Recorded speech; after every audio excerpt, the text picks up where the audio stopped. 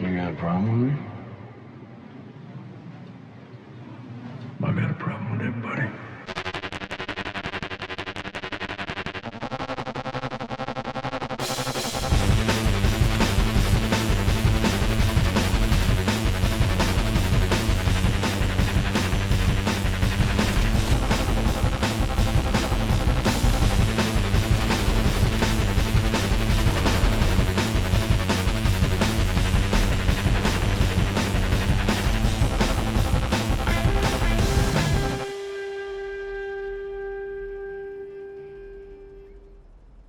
Hello there. It's been nearly 7 years since I first started playing this game. In that time, a whole lot of things have changed. New ways to make money, a whole bunch of new cars, and new and fancy ways to kill each other. But at the same time, not everything's changed. He grabbed something. Go, go, go. You got Mark 2. Mark 2. You know, it doesn't matter if you're in 2018 or 2025. You're gonna find Mark 2s, and a lot of them. I know what you're thinking, and yeah, it's been 7 years since the Mark II came out.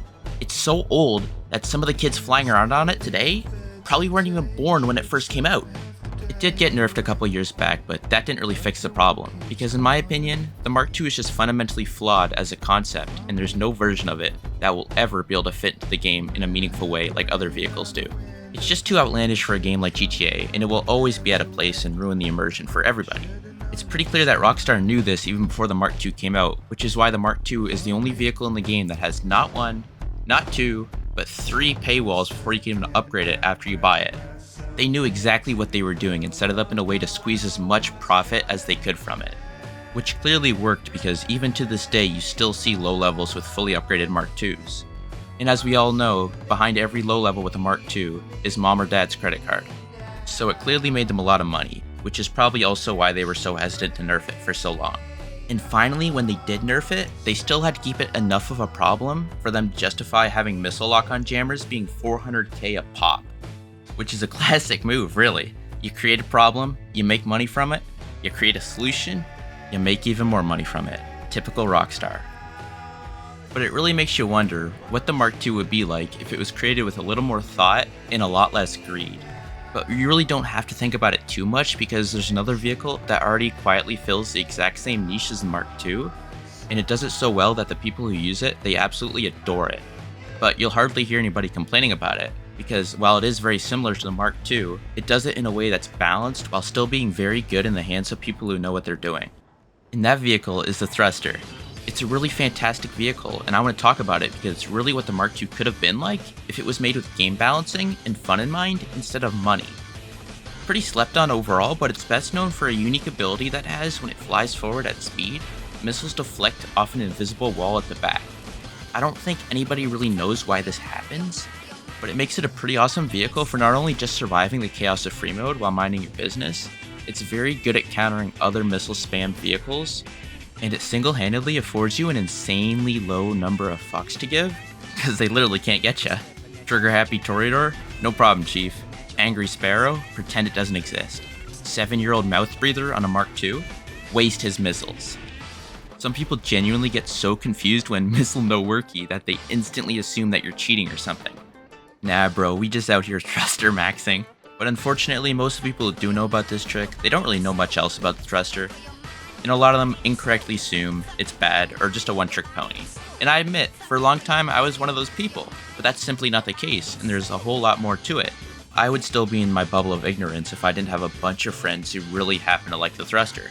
They were able to prove me wrong in pretty spectacular fashion with the amount of bodies they were stacking. Because at the end of the day, results don't lie. And I gotta admit, it's pretty fucking awesome seeing a mob of jetpacks descend on a bunch of enemies like Mandalorians or Space Marines. So before we go any further, I just want to thank Tac Sniper, Chicken Leg, and the whole Googer crew. Not only for proving me wrong about the thruster, but also being a very big help in the creation of this video. They're some of the best thruster pilots around, and I wouldn't have been able to make this video without them. They showed me the ropes and initiated me as an honorary member of their crew. Now, I'm not really a superstitious guy, but when all the best thruster pilots are gooks, you bet your ass I'm drinking the Kool-Aid, even if it is a bit weird. What am I talking about? Well,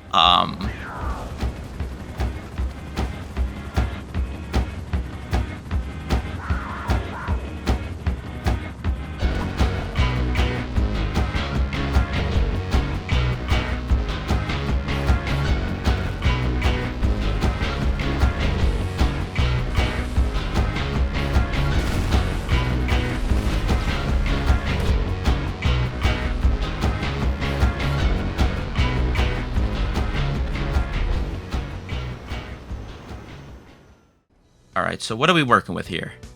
To put it simply, while the thruster fits into the category of being a futuristic vehicle like the Mark II or the Deluxo, the flight model does not really feel like that because the thruster handles exactly like a helicopter.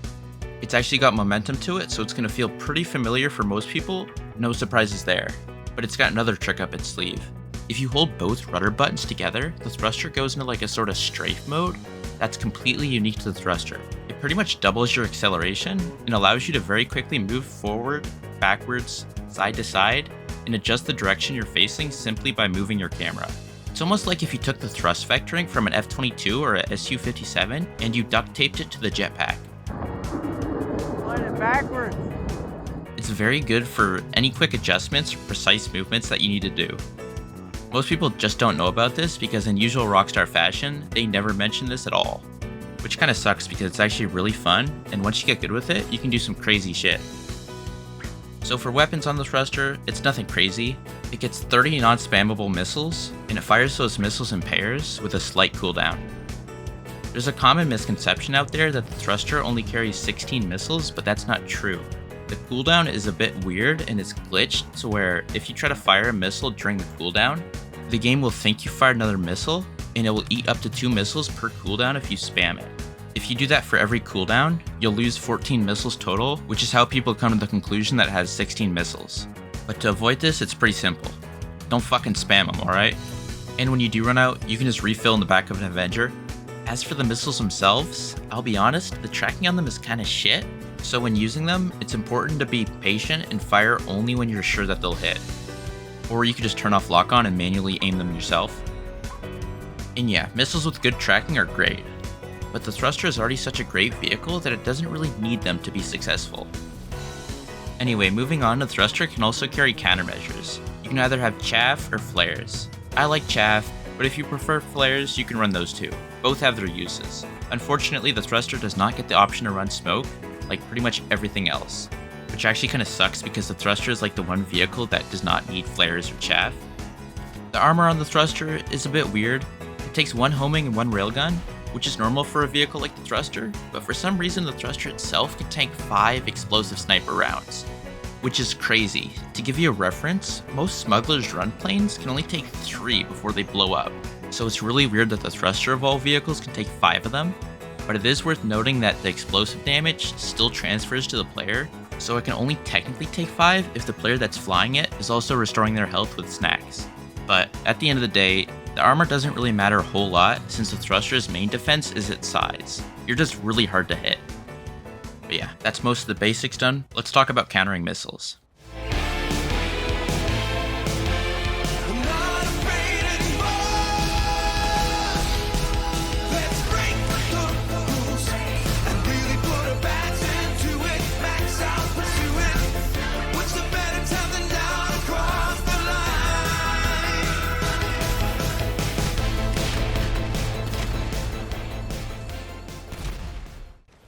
Alright, so for dealing with missiles, you got a couple options. First, you got the main and the most basic one that I mentioned earlier, where you just fly away and you let the missiles hit the invisible wall. Going forward, to avoid confusion, I'm going to be affectionately calling this one the skedaddle dodge, because you're skedaddling out of there. But anyway, there's a couple things worth mentioning about it. There's a bit of a misconception about it that in order for it to work, you have to be going full speed, but this is not true. Obviously, you need some speed, but you can get away with going a lot slower than you might think. Sometimes if you slow yourself down right at the right moment, you can make people blow themselves up on your invisible wall. Just be careful not to slow down too much. Any slower than about half the thruster's max speed and the missiles will start hitting you. Also, you don't ever want to go directly head on towards missiles that are being shot at you, especially anything with high tracking missiles. There's a good chance that it might hit the wrong side of the invisible wall, which will still kill you. So if you're going to go head on with something, either chaff beforehand or fly towards them at a slight angle so that the missiles get directed towards the back of the invisible wall. The other thing to look out for is certain types of missiles, because while most are fine, there's a few from certain vehicles that can bypass the invisible wall when you're skedaddling that you gotta look out for. So the B-11, the Hunter, the Akula, and the Chernobog all have these big honkin' missiles that have a completely different in-game model from other missiles. These big missiles, for whatever reason, interact with the invisible wall differently than other missiles, and they just go right through it. But I got good news, because there's a different method that works for all missiles. You remember that strafe mode I mentioned earlier? There's actually another invisible wall dodge that you can do while using it. Let me introduce you to what I have dubbed the fuck it we ball dodge. We found out that when you move to one side with strafe mode, the opposite side gets an invisible wall that can deflect missiles. I call it the fuck it we ball dodge because instead of just skedaddling out of there, you've got to turn around and face the direction where the missiles are coming from for it to work. So you're sitting there face to face, missile jousting whoever the fuck is trying to kill you. This is dangerous business. And according to the Googs, they didn't really know about it because apparently nobody was stupid enough to try it. Well, that was until I showed up, because I like to fuck around to see what I can find out. And as it turns out, I found out something pretty cool. What's cool about this one is that you can use it as a way to defeat the missiles I mentioned earlier that can get through the skedaddle dodge. I'm not going to pretend to know why I can get through that invisible wall, but not this one, but I'm also not going to complain about it. Outside of that, you can use this dodge pretty much for any scenario. It just takes a bit of practice in angling yourself in strafe mode to make sure that the missile hits the correct side, but it looks way harder than it actually is once you get used to it. Generally, I find that you'll be good as long as you're facing the direction where the missiles are coming from. Just be extra careful against Mark IIs in particular because they're so maneuverable that it can be difficult to keep up with them. But yeah, for the most part, it's totally personal preference which dodge you'd like to use. The only time it's 100% necessary to use this dodge is against the missiles I mentioned earlier. The only other time I recommend you use this dodge is against planes and jets because with the skedaddle dodge, you're just flying in a straight line so there's nothing stopping them from just hitting you with their guns.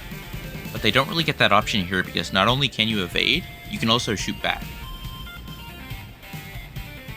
But that's most of what there is to know about dodging missiles. Let's talk about air to ground.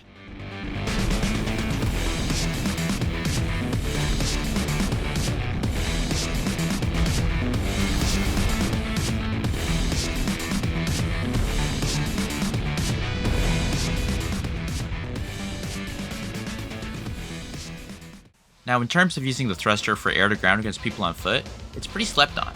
That's because when most people try to strafe a ground target, they do it completely wrong. Generally, people's first instinct is to line up and fly directly towards the target, which works beautifully in a plane, but this isn't a plane.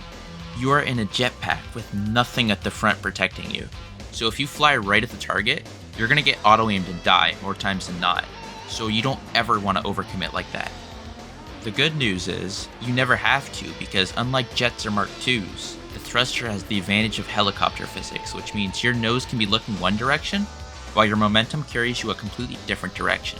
What you can do is fly near them at a safe distance, whip your nose around, and absolutely lay it into them. But if that's not good enough, you can pretty much perpetually hover around and orbit them until you do get them. If they're still managing to hit you with auto-aim, you can turn around and use the thruster as a shield to block their shots. I also highly recommend switching to first person when aiming at ground targets. It just makes it easier for precise movements like aiming at a target. That said, I find it really easy to tunnel vision on the target and accidentally get too close while in first person, so just be mindful of that. Outside of auto-aim, the main threats to look out for are going to be snipers and railgun shots. If they're trying to get you with these, fly as unpredictably as you can while using buildings and obstacles to block their sight of you. You're a pretty hard target to hit, so unless they're an absolute crack shot, you'll be okay most of the time. And lastly, make sure that you have snacks. They're going to become your best friend when you use the thruster because you can instantly refill your health when you get shot. It's a small detail, but close calls happen, and making sure you're full health might just mean the difference between life and death. Oh yeah, and I forgot to mention earlier that the thruster has JADO boost, similar to what vehicles like the Tula or the Mogul have to take off quickly, which is really useful for gaining altitude, but it also has another use. You might be familiar with the Vigilante or the Scramjet using their boost to absolutely send cars flying. Well, you can do the exact same shit with the thruster boost. You just gotta line it up so that the back of the thruster is up against what you're trying to launch. It's not quite as powerful, but you absolutely can throw cars with it. That said, it's very good at another thing. Launching people. Now, at first glance, pretty much anything with a boost can launch people using a slope, but the thruster is unique because it can launch people from pretty much anywhere. Like a bunch of cavemen banging rocks together to make fire, we figured out that if you push the thruster up against a curb, you can make it go almost completely horizontal. Then all it takes is someone jumping on the back and then boom! Space program! If you do it right, you can send someone really fucking high. I'm talking high enough that you can fire down on people from pretty far away.